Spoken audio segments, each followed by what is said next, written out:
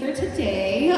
She was an animal control officer for over 3 years, a veterinary technician for over 7. She has been the owner of Professional Pets Florida for over 2 with a team of 10 staff persons. She is so excited to be talking to you today about mastering client communication. This is her specialty. She is a pro at that constant connection, communication, and keeping that client in your wheelhouse and wanting to onboard and retain your client from the start of the time they find your company all the way to that they are onboarded client and keep bringing revenue into your business. I'm so excited, Lauri Partanio.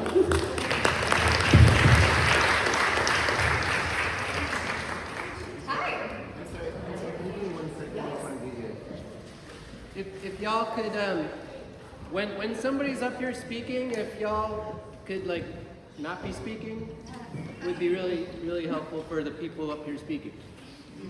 Thank you. Hi guys, good morning. How are we all doing? Good morning. There's that energy, thank you. So I'm going to be talking to you guys about something that's very basic, going way back to the beginning, and it's talking to our clients. How many people feel that communication is not important in this industry? Okay, awesome. Because whoever raised their hand was about to have a big problem. So, client communication, as I've realized over the years, has been the most foundational issue that we've had in this industry because we're dealing with a very intimate job. We're in these people's homes, or we're boarding their animals at our homes, and we're taking care of their prized possessions, and things can very quickly be taken the wrong way, especially if it's over message or over a phone call.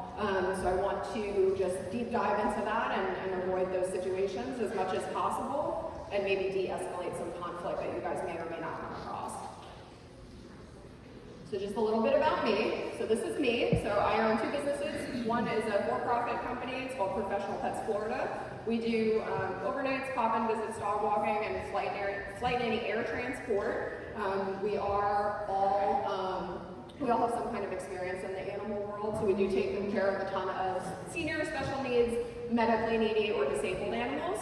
The second side of the coin is the nonprofit side. It's called Pizza for Pets. We take flyers of dogs that are high risk for euthanasia in the county kill shelter. We slap the flyer on a pizza box, and we're able to get them more exposure and get them adopted. We've had 47 animals adopted from the program that were there for 300 plus days that would have otherwise been put down. So I've seen communication on the for-profit side, and I've also seen it on the nonprofit side. So both sides of the coin is really, really beneficial.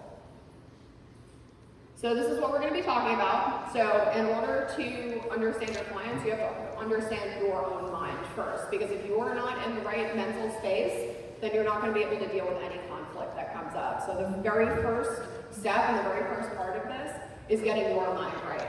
So then when your mind is right, we can understand their mind. Because communication is all psychological. It's all about perspective. Then we're going to talk about de-escalating conflict, and then again, how to communicate effectively. This quote is something that I always keep in my mind. No matter what level we're playing at in life, we'll always be faced with new challenges if we want to keep progressing. Because everything is not smooth sailing all the time. And you're going to hit bumps, and you're going to hit roadblocks. And I don't think there's anybody in here that has dealt with perfect clients 100% of the time. Everybody is pissed off at least one person. So understanding stress. So this is the definition of stress from the WHO, which is the World Health Organization. Stress is a state of worry or mental tension caused by a difficult situation. Stress is a natural human response that prompts us to address challenges and threats in our lives. Everyone experiences stress to some degree. So if you say that everything's fine, everything's honky-dory, and you're never stressed out because we just play with puppies and kitties all day, everybody experiences stress. But how we deal with that stress and move forward with that stress is how we are able to communicate with our clients effectively. So in this field, in these situations, I personally, I don't know about you, but I have felt like this is my brain, like a lot of the time. And when I thought that things were going great, then I went to here, and then I went to here, and then things were good for a little while, and then my brain went back to here. So how are we supposed to deal with this kind of stress while also also being the pet people and being smiley and happy and customer service oriented when everything is going wrong.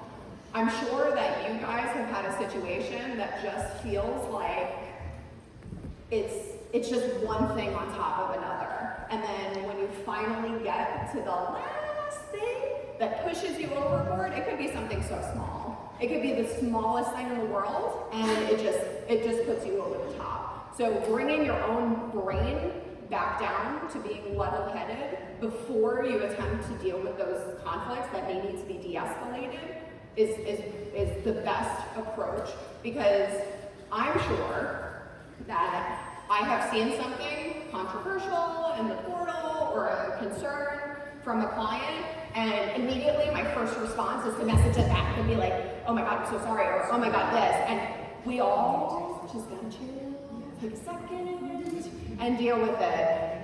We know that we are in a generation of instant gratification. We need instant satisfaction. We order something from Amazon, it's there 2 hours later. People need the constant response, like Janie was talking about yesterday. They need something to, even if it's 2 o'clock in the morning, they need something to acknowledge that you care about them. So naturally, of course, we want to run to them and say, oh my God, I'm so sorry, or that's not right, or you get pissed off initially. That's not the time to respond, because then your brain is like this, and then it goes to that, and then it goes to that, and then your happiness is just completely crushed. And you might not realize the way that you are portraying yourself to the client. And it's different, especially if you have a team, a management team, you're able to like kind of bounce ideas back off of each other, talk about the issue. But if you're somebody that's solo or somebody that does not have a management team, it's very difficult to be able to get yourself back in the correct mental space to be able to deal with the issues moving forward. Has anybody felt that way, ever?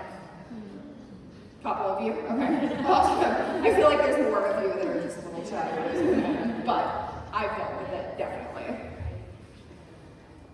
Does anybody know what stacked stressors are?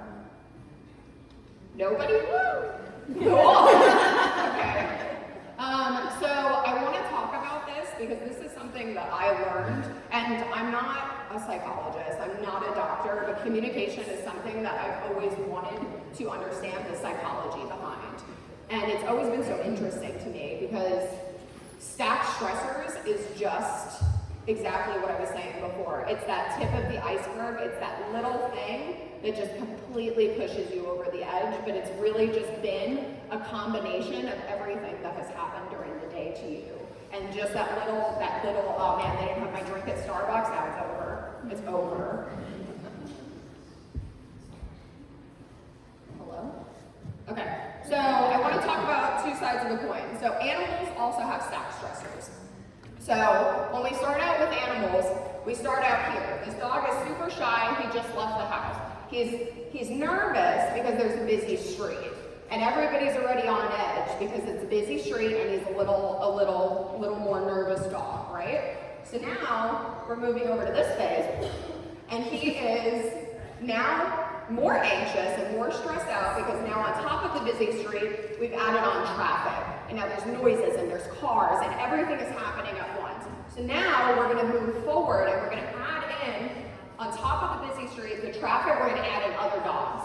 For a dog-aggressive dog, there is nothing more stressful than being out and about and having a great day, and then you just see that other dog over there and like it's on.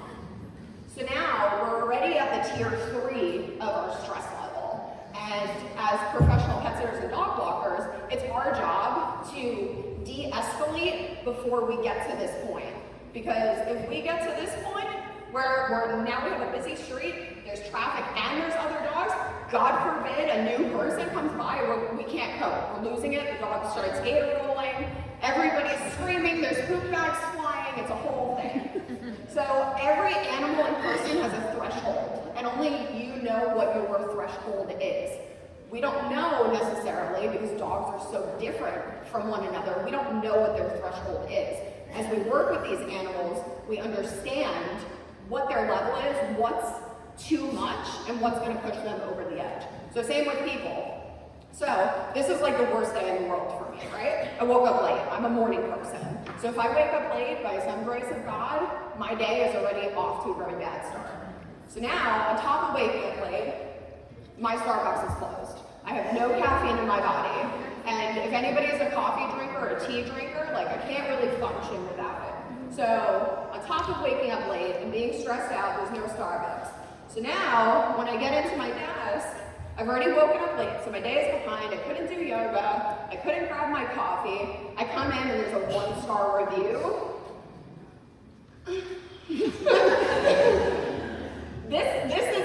This is the point where I am like that, and I am just like, man, I woke up late, didn't get my coffee, and now I have a 1-star review. These things by themselves are not detrimental. It's not detrimental that I woke up late. I'm not going to explode because I didn't get Starbucks. But the compilation of waking up late plus Starbucks, then getting a 1-star review, I'm already like, oh man, we're like getting close to the threshold, my personal threshold. So now, later in the day, I've woken up late, that still happened, I can't change anything about it, still didn't get coffee, got a 1-star review, and then I have to deal with a client that's being a Karen. Naturally, if somebody doesn't know how to deal with staff stressors and they don't understand how to deal with stress, this is going to push them over the edge. They're going to respond to a client too quickly. They're going to say the wrong thing. They're not going to say it empathetically enough, compassionate enough, and we're going to push ourselves over that threshold. And as people in the tech world, we can't do that. We have to be able to bring ourselves back down so that we do not get to the point where we can't cope and we can't deal with anything. Who here owns their business and is not an employee of anybody else? So all of your job is to be the best part of your team, is to lead your team. If you're flipping out, your team is not going to be able to cope and understand and deal with the stress that is happening. And it happens to people that are in business for one day, 5 years, 10 years, 20 years.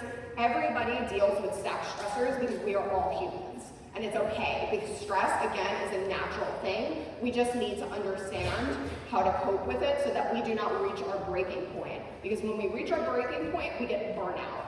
And if anybody has worked in this industry for more than 5 minutes, they understand that burnout is one of the highest reasons for turnover in this industry, because people do not lay boundaries down with clients, they do not take time for themselves, and they do not get their own minds right. And people that once had this really large passion for helping animals and being with animals, they lose it along the way because they're just so constantly stressed. That stress has gone nowhere, it's just sat inside of them. So we need to get that out of our bodies before we even try to deal with clients.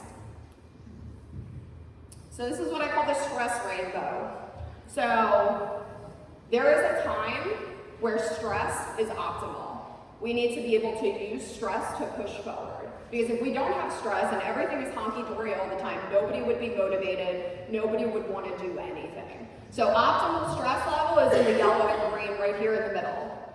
So if we are in the optimal stress level, we're creative, focused, productive, motivated, engaged, and just like in the zone. And I know that you guys know that feeling where just like everything is rocking and rolling and everything is grooving and everything is like good for the day. You're still a little stressed out because maybe you got like 10 tasks in your inbox, or maybe somebody's like being like, you know, a little bit Karen-y.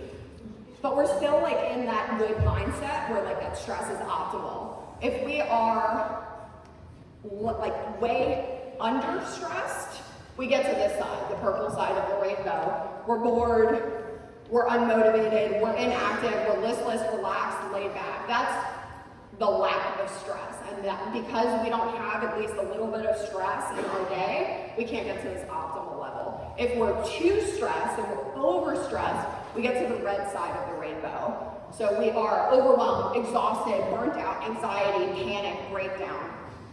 And because we are in such an intimate space and in an intimate job working with these clients and their animals, like sometimes like their animals are either everything they've got or their entire world. And we're people, right? Like we have anxiety, we have depression, like we're stressed out, like we're normal human beings. So adding on high stress, like to all of that, you can get here very quickly. We have to stay in this middle zone, and it all starts with like being self-aware, right? Like you have have to just take a second and be like, okay, I'm creeping towards the line. My stressors are stacked. Like, I understand that like I'm crying over Starbucks and like it's not appropriate, but it feels that way, right? Like it feels really heavy and it feels real. And we know that the Starbucks is not what pushed us over the edge, but it really feels that way. So again, stress rainbow is something that I always aim to be in the yellow and green in the middle. I don't want to be too to one side and I don't want to be too to the other side. So I want to do an activity. Has anybody heard of box breathing? Where have you heard of box breathing from? Just let it out. Meditation. Therapy. Okay. Therapy. School. Okay. Does anybody know what kind of profession uses box breathing? The top two. Military. And? Medical. Okay. Top two. Navy SEALs and people that do yoga do box breathing. Those are two very different professions. By regulating our central nervous system, we're able to naturally calm ourselves down. And this sounds silly and it sounds redundant, but you have to regulate yourself in order to be able to deal with what's to come. So I want to do an exercise. So we're going to start here. So we're all going to do this for 4 seconds each. So we're going to inhale for 4 seconds, hold it for 4 seconds, and then exhale it for 4 seconds. Ready?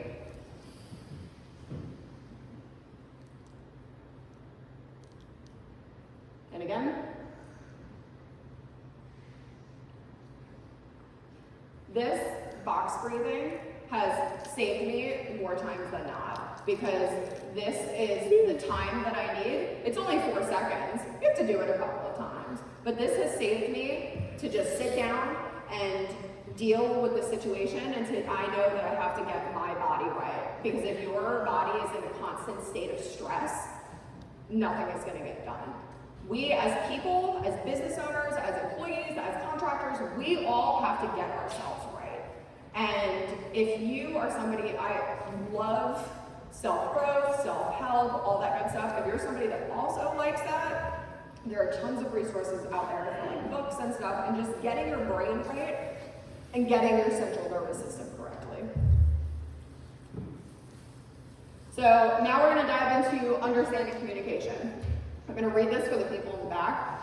So humans communicate all the time, but that doesn't mean that communication is easy. If you want to attract and retain the right clients, you need to be an all-star communicator. You don't have to be on call 24/7. Communication isn't a fluffy business strategy. 82% of people expect an immediate response from brands. If you can think right now about a brand that has excellent customer service, give me one. Chewy. Chick-fil-A, Amazon, all of these things have great customer service. They've built their Publix, BarkBox, they've all built their businesses around having stellar customer service. Like so many of you just said Chewy. They have built their brand in understanding clients and how they work. It doesn't mean that somebody is on the phone, it doesn't mean that they have a 24-hour hotline for Chewy, but they have put client communication and customer service at the very top of their priority list. And that's why so many people love it. And it's not because they're like, oh, donate it to an animal shelter. They're kind, they're compassionate, they'll send me a card if my dog passes away. It's a great brand. And people know that, they resonate with that, and that's what their brand will be known for moving forward. It's a process that requires practice to master. Best of all, once you hone in your communication skills, you'll likely see benefits. Clarify customer experience, more sales, and increased loyalty, which are super fans. Does anybody in here have a super fan? How did you get that super fan? They needed to cancel a set of visits that was a high margin cost piece, and it didn't hit typical policy cancellations, and they were a new client, which were usually tighter on policies. And long story short, they told us their story, we gave them a credit, and it went against our typical policies, but we always say we want to be human. And after that, they've been our client for 5+ years, and they're on every damn Facebook page telling people about Attaboy, and they've never asked for another credit again. They've always gone above and beyond, the thank you notes to the sitters, the simple gestures. So by doing something small for the client, and I'm not saying you have to give everybody free services, because that's definitely not the lesson here, but you create a base of super fans. We are building relationships with clients, and nobody wants a robot in an intimate industry. We don't want the standardized text messages. People like to talk to people on the phone. I mean, some people don't, but most people want to have that human connection with a person. From the initial point of onboarding, your focus should be building a relationship with that client and retaining them. Again, I'm not saying that you have to, oh my gosh, everybody is just so in love with me and they only want me as their pet sitter. No, but building that relationship with your client at the base level is so vital, and it will build you super fans. It's something that I've focused heavily on in my business very early on. My main stream of revenue in the how did you hear about us is always Facebook. And from somebody that's not super social media savvy, I mean, I kind of have to be because I own a pet sitting business, but I know that my clients will rally for me. I know that if somebody posts on Facebook and they're like, hey, I've had a really cruddy experience with a pet sitter before and I just can't trust anybody, or I'm looking for a dog walker, whatever the case may be, I know that I'm about to see 10 other clients on that post, because they want us to succeed. They want us to stay in business, and they want us to do well so that they can keep using our services. I've never had a client say to me, oh, I really love your services, but I don't want to tell anybody about them. Usually, they're screaming it from the rooftops. I take that back. I did have one client in the very beginning that told me that he wouldn't tell anybody about his services because he didn't want me to be booked. He didn't want me to be booked, and he only wanted me to be available for his booking. And I said, well, if I don't get any other bookings, you only travel once every 2 years, so I would be broke. Most of our clients, they want to rally for us. They want to show up for us. They want to talk about it in book club, in passing. I just had one of my sitters just texted me yesterday. She's a professional dog photographer, and she had said that she was talking to one of her photography clients, saying, hey, do you know any pet sitters? And she was just able to be like, oh my gosh, I told you, I work for this company, and we were able to build that relationship just by having that small little interaction, and just getting them on the hook, and having the people that we know and we love, they happen to be one of my staff at this point, but rally for us and be our biggest fans, because this is free marketing. This is free marketing money. This is not paid Facebook ads. This is not Google ads. This is nothing. This is just real human people with their own Facebook accounts coming to show up for you, and it's free. We love free. Everybody loves free. So again, communication is psychological. That's if there's anything to take away from this, it's that it's psychological. Who knows these people? Karen, Kendall, and Ken. Who has dealt with one of these people in their life? Every day. Awesome. Not awesome. So I want to tell you guys about a story that I think will resonate with you, because it's very important to understand that not everything can be de-escalated. Sometimes people are too far past their threshold that they cannot come back down, and that's okay. But it's our job as business owners, it's our job as anybody in any kind of profession, it's our job to try to make sure that that doesn't happen. Because we don't want the bad review, and we don't want the bad customer experience, but some situations cannot be de-escalated. I had a lady that had 2 special needs dogs, and that's the majority of what we deal with. And one had torn an ACL, the other one was diabetic and very difficult. And has anybody ever had a situation where maybe you concurrently spoke to them on the phone about your policies and procedures, put it in writing, put it in email, put it in the workbook, put it on the portal, and then they just act like they've never seen it before.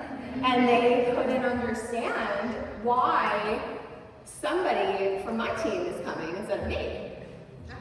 It's crazy because I feel like I talked about that like 10 times. But again, I don't know anything. So I had a situation with a client that she had initially signed our contracts, our policies and procedures, and all of our documents are pretty ironclad, right?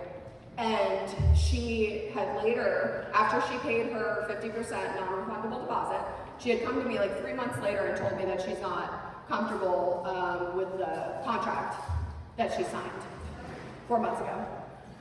And she had a booking coming up. And I offered her the option to cancel if she wasn't comfortable and I would void the contract. And she didn't have to have care for her animals through us. And she freaked out on me because I was putting her in a rock and hard place. I had put her in this difficult position because she wanted to go on vacation and she wanted to hire us, but she didn't agree with the contract that she already signed 4 months ago. And I think that you guys can relate when I say that, like, when people say certain things, you're like, this might be a problem person. Might be a problem person.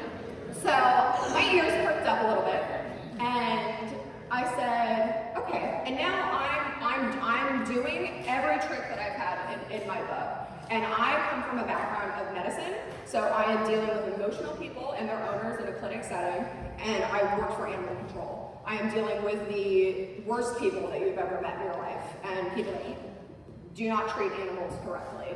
So I've dealt with both Karens, and I've dealt with the Karens that I care about and the Karens that I don't care about. Unfortunately, our clients, we have to care about because they're our business, it's our livelihood. So time went on, and the client had booked the 10-day visit with one of my staff that was moving. I knew that she was moving out of state. And because I had already had this weird contract interaction with her, my ears perked up, and I was like, maybe she might complain about some other things. Soon enough, sent out an email that the staff that was assigned to her booking is moving, completely out of our control, out of my staff's control. She requested a paid visit with a different sitter for that booking. So Katie went out, she did the new client consultation, everything went great, everything was fine, awesome. Katie is booked for those 10 days because Audrey is leaving. Time comes around, if anybody knows anything about Florida, the housing market is absolute, you know what right now. People can't sell their houses, people can't buy houses, it's awful. My staff wound up not moving because her house didn't sell. So she was here for a couple of extra months. We had sent out another email, saying that, Audrey is here for, bookings moving forward. So then the client messaged me, and she wanted me to take the booking from Katie and give it back to Audrey. So morally, as a human being, I cannot take money out of one of my staff's pocket and put it into the other one. Morally, I can't do it. And I had to sit and self-reflect for a while because I wanted to make the client happy and I wanted to give her what she wanted because I knew that she was a pain in the ass. But I didn't want to do that to either of my staff. I sat down with both of them. Katie wound up being like, you can have that nightmare, I don't want to deal with it. Audrey did the booking, everything was wonderful, everything was great. So I had sent out another email for the new year telling our clients, a generalized email to everybody about something. And she had responded, the most aggressive response that I've ever received from a client, because she needed to use me for the time that she needed Audrey for, and then she was done with me. She was completely disposed of me because she knew that Audrey was moving, and she absolutely lost her mind on me. She, from the get-go, was already mad. She was already pissed off because she had to sign a contract that she didn't want to sign, although she signed as a lawyer. And then so then she had to deal with now meeting a new person. She had to deal with Katie. The booking went great. Everything was fine. She wound up getting what she wanted, but not everything can be de-escalated because this woman lost her mind as soon as she saw the email. And was that a product of her own personal stacked stressors. Maybe her parent just died, or maybe something tragic happened where that just pushed her completely over the edge. And when she saw my email, it was like, ah, and she was just ready to go, right? So not everything can be de-escalated. And I have a lot of experience in de-escalation from the animal control side, because I am a woman, I am out there in the field, and I am dealing with the worst of the worst people. I have to bring people down, so I don't get myself in a situation. Not everything can be de-escalated. So the point is, whether you've been in business for 1 year, 5 year, or 10 year, if you cannot de-escalate a situation, it doesn't mean that you failed. It means that some things are just out of your control. You can do the de-escalation, you can do the conversation, but not everything is figure-outable. So these are the 5 A's of de-escalation. I'll let you guys take a picture of this without being in it really quick.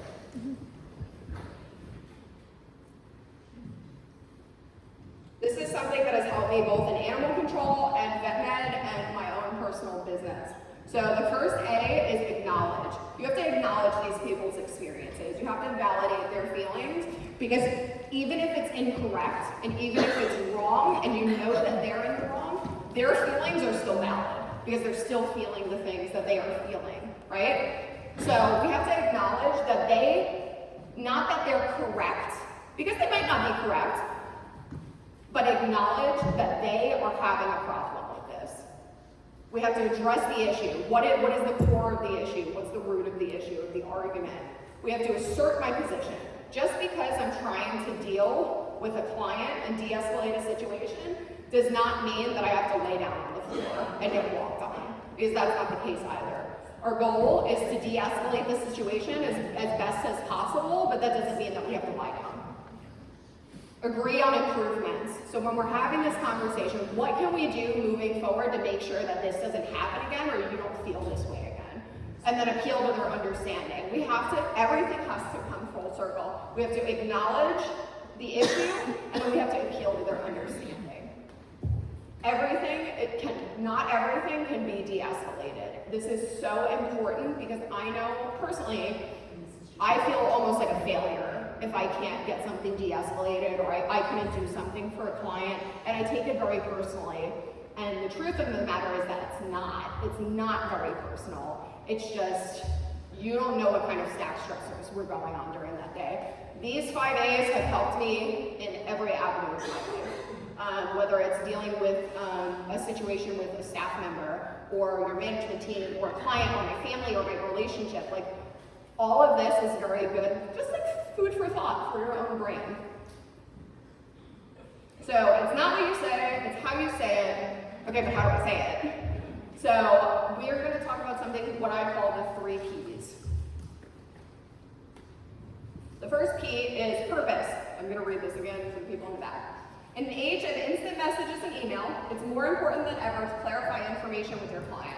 Speaking with purpose behind what you're saying is free. Miscommunication costs money. So again, we're going back to my initial thought of do not respond immediately. Do not respond in the moment, and I know that it's so difficult. I know that you, I guess, do that because she keeps slapping you and she's like, listen.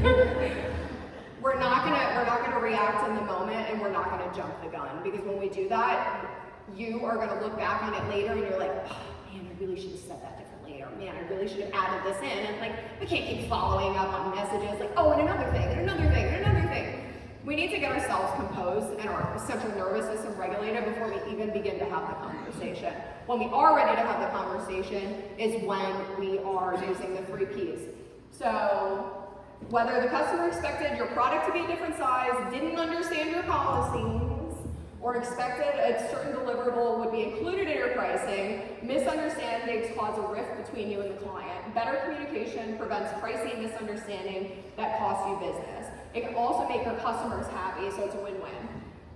This you'll see a lot because it's something that I always think about. Converse in a way that is honest, straightforward, and with the aim of building better relationships. In order to speak with purpose, you can use decisive language, adapt to feedback, convey your message directly, clearly, and honestly. Who thinks that when they communicate with clients, they're communicating with purpose? So using these little tips and tricks, we all have different personalities, right? Maybe you're more shy or reserved, or you just don't really like talking to people that much. Using these little things can help you convey the message that you're speaking with purpose to your clients. The second P is passion. We all got into this industry because we're passionate, right? We all got in it because of the same reason. Our core value at the heart of everything is that we are all passionate about animals. Whether it's cats, dogs, horses, exotics, whatever. We're all passionate about animals. That passion always needs to be portrayed with the purpose that you brought forth. Being passionate is ultimately about allowing yourself to fully experience the emotion, inhabit it, revel in it, and soak it up. You gotta show up and be present in order to reach people through communication, and that takes passion. People do not want to invest their money into someone that's not passionate. Because if you've worked in vet ed, you know that the first past staff stressor threshold is they're only in it for the money. And as somebody that loves animals so deeply, that hurts to hear, because you know that that's not even remotely true because of what we make a year, right? So people want people that care. They want to see the purpose and the passion in everything that you do with their animal, because they are so passionate about the love that they have for that animal and the care that they do. So just before communication, focus on not only what you're going to say, but how you feel about it strongly, fully, and with all of your physical being. That, after all, is where passion originates. That's how you radiate passion, align the two conversations, and convince the clients of your authenticity. Because people can smell fake from a mile away. Converse in a way that is honest, straightforward, and with the aim of building better relationships. You're going to hear me say that so often. Nobody goes into a conversation saying, how can I piss off this client today? Nobody does that. We want to build a better relationship with our client. We want them to be bonded with us so they use us again in the future. Practice speaking with an enthusiastic tone. I'm very passionate about communication. I'm very passionate about animals. It's something that I feel very confident in. I'm speaking enthusiastically, I'm speaking loudly, I'm smiling.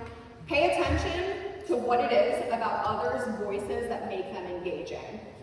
I guarantee that somebody in this room has somebody in their life and you're like, wow, I wish that I could bring that energy and bring that passion that they have, and I love the way that this person speaks about that. So watch other people and see what they're doing and see what you like about what they're doing. Smile with warmth and enthusiasm, even if you're on the phone. So when I'm speaking like this, I'm very serious, I'm very passionate about it, but when I'm speaking like this, the only thing that's changed is my smile. It's still my voice, I'm just smiling. It sounds warmer, it sounds brighter, and it sounds more enthusiastic. So even if you are having a day, you brought yourself down, you're ready to have this conversation, just fake it till you make it. Just smile. Not being fake, not authentic, just smile. Naturally, you will be in a better mood if you're smiling, and if it doesn't work, it'll sound like it. The last key is positivity. So even your bad news should be communicated as positive, because there are multiple ways to convey the same message, just in a different light. Positive communication is an integral part of your communication skills and has a significant impact on your career. Our identity, friendship, families, and our culture is the product of how we speak to one another. Practicing positive communication is the kind of communication that elicits positive responses and actions from the intended audience. Does anybody have anybody in their life that you can think of immediately that's just like this negative cloud? They're always pissed off. Something is always happening to them. It's like the end of the world. And speaking to these people just physically drains you. Just drains everything that you have. Nobody wants to talk to that person. Nobody wants to deal with that kind of negativity every day. Speaking positively and being positive in all of your communication has the power to turn your entire day around, has the entire everything, just by approaching something positively. So again, converse in a way that is straightforward, honest, and with the aim of building better relationships. Steer clear of a negative and forceful tone. There's a way to say something negative in a positive light. Has anybody had a situation where everything went wrong and then you had to tell the parent about it? And how do you tell the parent about it and not ruin their vacation completely? Because that is absolutely the worst feeling, right? So offer an alternative or present the solution. Be specific and helpful. Tell these people what you have done. What have you tried? What avenues have you gone down? What have you exhausted? My team knows there's a laundry list. We are doing everything that we can possibly do to de-escalate the situation, make sure that we come to some kind of a positive resolution. And even if we cannot fix the situation, I'm going to tell the client that, look, this is what I did, this is what I tried. I have tried all the books, and all the tricks in the book, and this is what happened. Keep your body language positive. So if you are dealing with a client face to face, make sure that you're not just like this. Like if I was up here and I was like talking to you like this, like it's very reserved, it's very small. But if I'm open and I'm talking to you, I'm very positive, I'm very passionate, and I want you to know that I care about you, and I care about what you're hearing, and I care about what you are taking in. It's not what you say, it's how you say it. That's the 3 P's: purpose, passion, and positivity. Okay, so we have a little scenario for you. So this is a 30-minute visit. It's pouring. Maverick the cat ate your tax return. Fluffy doesn't want to come inside. Rover knocked over a plant. Maverick did cuddle you a lot. Fluffy pooped after he came back inside. How would you communicate your post-visit report to a client? Can I have the mic? All right, I need a volunteer.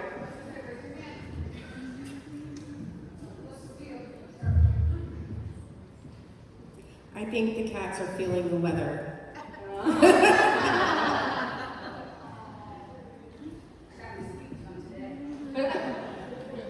Your cats have brought joy to my rainy day. They definitely kept me on my toes though, and then I explained it. Okay, so we're still talking about the things that happen. We're not lying, we're not sweeping anything under the rug. We're saying the exact same thing, so we're covering our ass. We're telling the client what happened, and we're moving forward with the situation. So if this was me, I would say, hey Joneses, just want to reach out to you on this rainy morning. You know, it's Charlie, Charlie the cat ate my tax return. No, I would just say, you know, the kids seemed to have a party last night, you know, while I was gone. These things happen, but you know what? I'm a plant person. I had no problem picking up your beautiful monstera. Everything's good, it's back the way that it was supposed to. I just wanted you to be aware just in case the plant doesn't get, you know, enough water. What else? We pooped inside after we came back in, of course.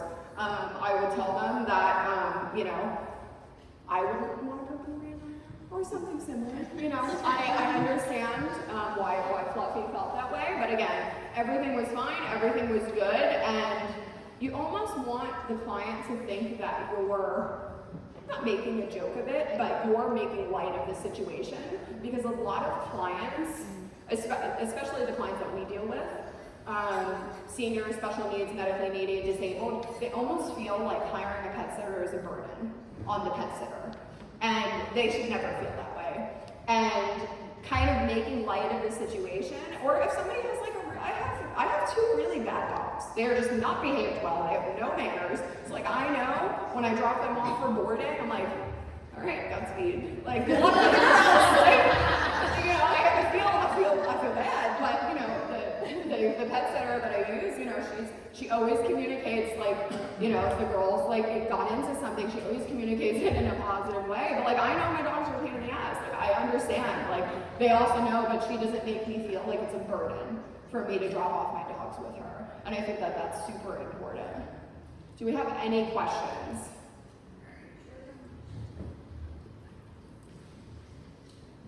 I would have probably said that the plant tried to escape.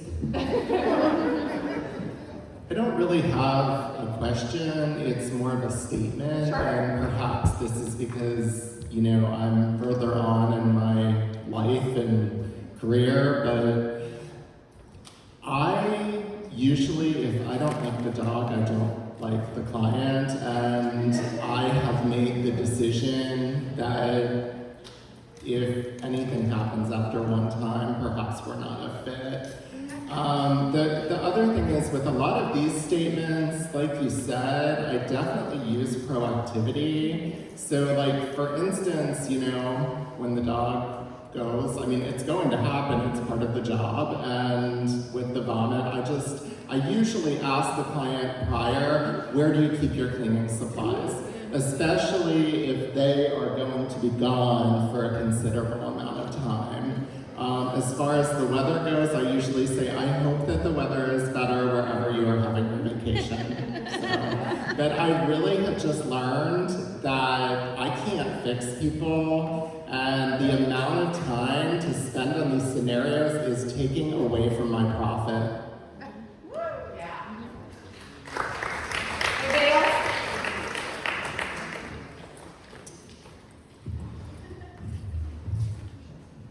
Thank you. Okay, so my question is basically, what do we do with those clients that always find a problem? Like, no matter how you approach them, via text, via phone call, via face-to-face, if you're positive and everything, and you're trying to be lighthearted about situations, but you always have those clients that nitpick and find some kind of problem that's not even there. Like, I had a client, when I first started out, before I had my entire network in Omaha, I had one client that was consistently, anytime I spoke with her, she would find something wrong, not with me and my service, but with her dog. Oh.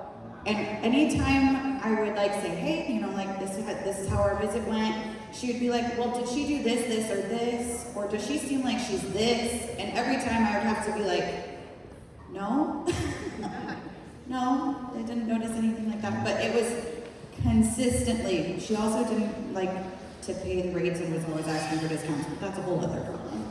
So back to like the example where I told you guys that this situation couldn't be de-escalated, it all goes back to your personal threshold and what you can take, how long you want to keep trying for.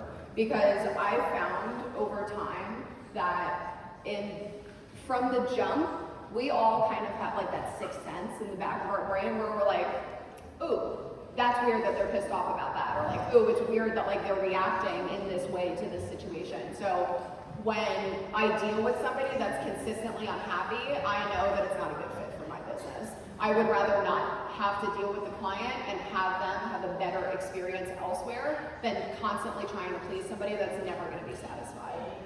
Yeah. So I have two things on this, and I agree with what he was saying too in his statement.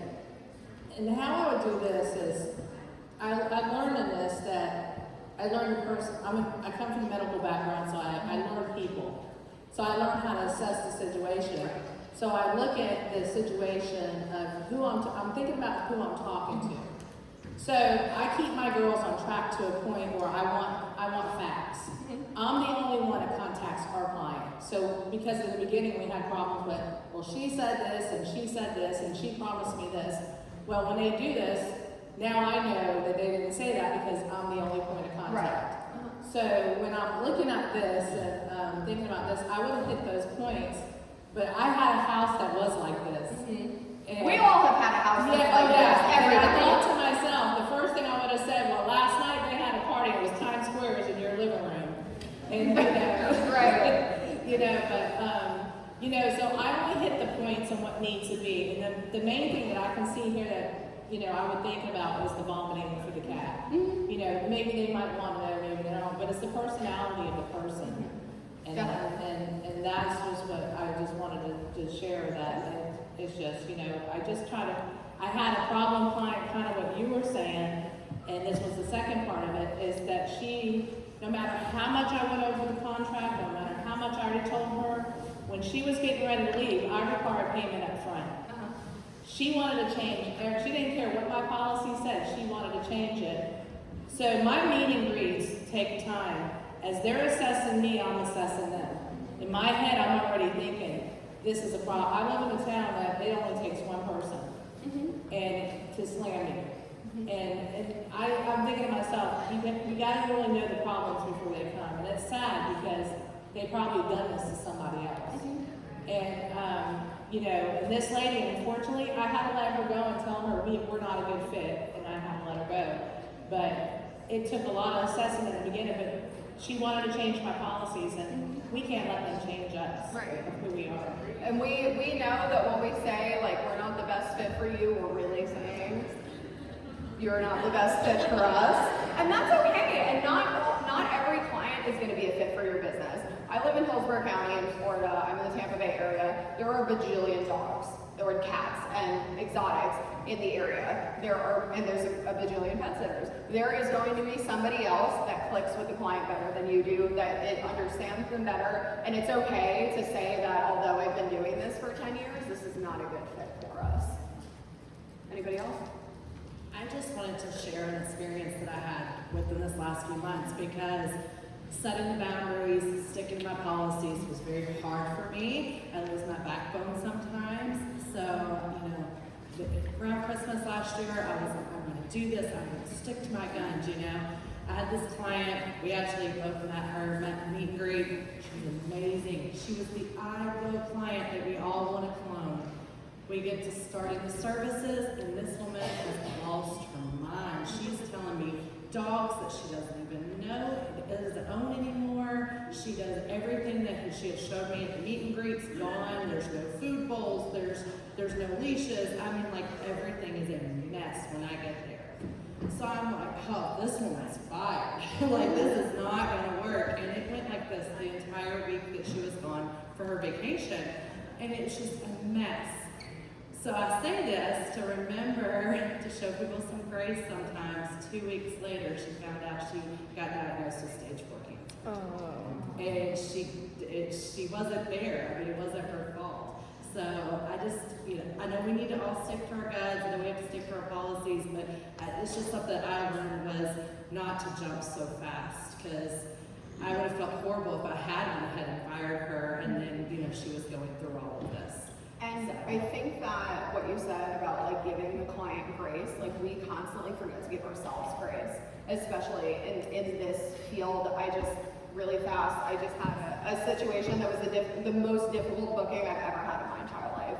And it was obstacle after obstacle. As soon as we got through one obstacle, a new one presented itself. And it took 2 of us on the team to do one booking, because I couldn't do it. I'm an animal control officer and a veterinary technician. I can't handle a pet sitting visit. And it really kills your self-esteem. I mean, I'm the owner. I'm supposed to be the best of the best, and I couldn't do it alone. And when you're dealing with it, like with this specific situation, the dog is 15 years old, it needs 12.5 units of insulin, and it will not take its insulin. So once we figured out how to give the dog its insulin in the least traumatic way possible, it decided it was going on a hunger strike. And if you know anything about diabetics, they can't get insulin if they don't eat anything. So now we're having to, like, constantly work through each of these issues, and as soon as we got the dog to eat, there was something else, and then there was something else, and then we couldn't do the insulin, and then the parents are stressed out because we don't want to bother them. They've never gone on a cruise before. They've never left this dog before because they couldn't find anybody that would be willing to deal with them. And me, I'm like, hey, I'll deal with it, you know? And it was a very, very stressful time for myself and my staff, and it was the hardest booking that I've ever had to go through. And we all had to take a step back and get ourselves in the right headspace, because if you know anything about animal behavior, they feed off of stress. They know that you're stressed, and then they're stressed. And for a 15-year-old diabetic dog that has never been left by his mom's before, that's way past the threshold. So just remember to give yourselves grace also. Last question. Hi, so I didn't have a Karen, but I had a Shalini. So, yes. So my question for you is, how do you deal with somebody that you actually were at fault? So I had an incident where I went in, I took care of the cat, but I had a hobby that I was kind of like mentally focusing on, and I didn't realize it, which lesson learned. You always need to be paying attention to your client, and when you're in the home, they're your main focus. But I ended up feeding the cat, filling up the food bowl, but the next morning when the owner came home at like 7:30 in the morning, I got 3 very back-to-back phone calls, like, and it kept going, and I was like, I'm not answering that right now. So and then she sent like pages of text messages about it. So what ended up happening was when I went to feed the cat, I put the food bowl on the island and the bag of food on the floor, and she was livid. So I was like, oh my God. So it wasn't my fault. So how do you communicate with that? I got through it, but it was very hard to admit that, yeah, I did something wrong, but I'm still a great pet sitter.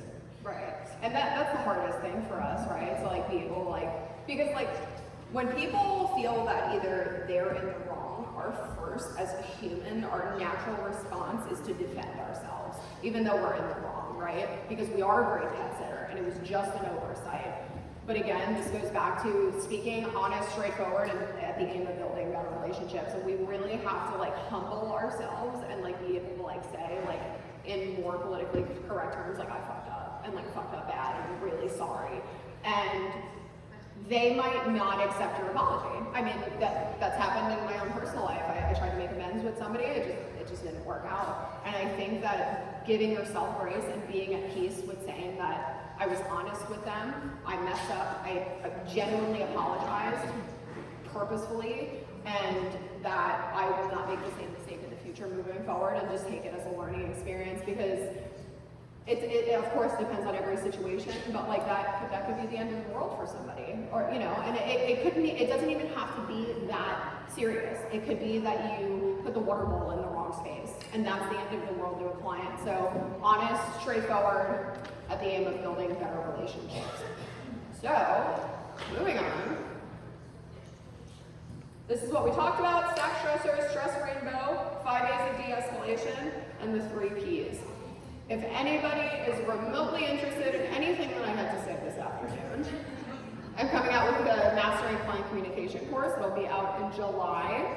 This is a QR code that you can scan to get to the jot form and fill out your information to pre-register. If anybody has any questions, any kind of crazy situation that they could use advice on, please call me, please text me, please email me. I'm really happy to help, because I feel like if we as pet sitters and dog walkers can get a handle on our own selves, and we can get a handle on our own emotions and our team and our clients, we can build those better relationships.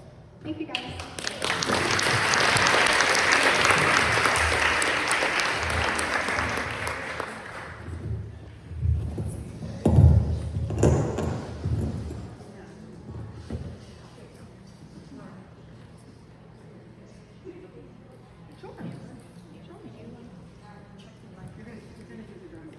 Test. Here we go. Sorry. So I'm putting you on the spot. Okay. Because I don't want to pull any things. I don't want to say any favoritism. Okay. What is this one for? This is for Fetch Find. Oh, good. That wasn't able to come. Oh wait, nothing, you can't drop. Seriously, we don't pull your name. Okay. Like, so I'll pull it right so that way you can win. Did you put her name in it? Oh, okay. We don't want. If anybody wants the slide deck, please email me and I will get it to you. Okay. Her email address is conveniently on the last slide.